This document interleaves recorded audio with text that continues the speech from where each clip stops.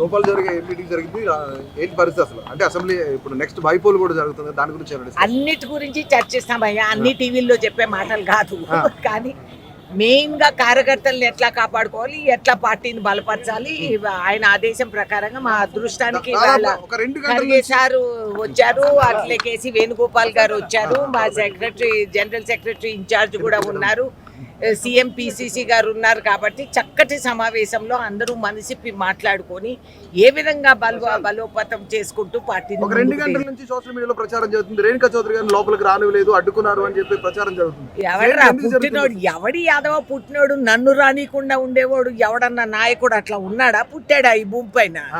అయ్యో అంత డ్రామాలు ఎవరు చెప్పారు సార్? నేను ఇప్పుడు వెళ్ళొచ్చాను. What are you saying? I was sitting right there. ఎవరు వెనక చౌదరి పేరు తీసుకోవటం సరదానేమో. బైపోల్లో టీడీపీ, బీజేపీ అలాగే మిగతా వీళ్ళందరూ జనసేన కలిసి పోటీ చేస్తారు. కాంగ్రెస్ పార్టీ సిద్ధంగా ఉంది దీనికి?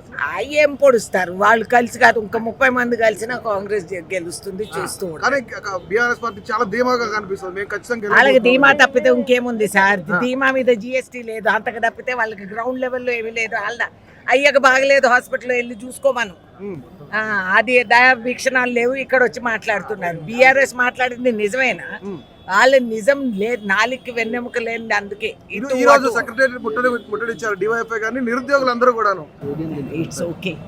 ఈ డ్రామాలన్నీ చాలా చూసాం, ఇంకా చూడబోతాం. It's all. అంటే కాంగ్రెస్ పార్టీ ఫెయిల్యూర్ అయింది, పరిపాలించాలని చెప్తున్నారు కదా. ఎవరు చెప్తున్నారు? ఈ రోజు నిరుద్యోగులందరూ కూడా సెక్రటరీ ముట్టడించారు. వాళ్ళని ఎవరు తీసుకొచ్చారు? అది కనుక్కోండి. వాళ్ళు నిజమేనా, వాళ్ళు ఎవరు అనేది ముందు తెలుసుకోండి.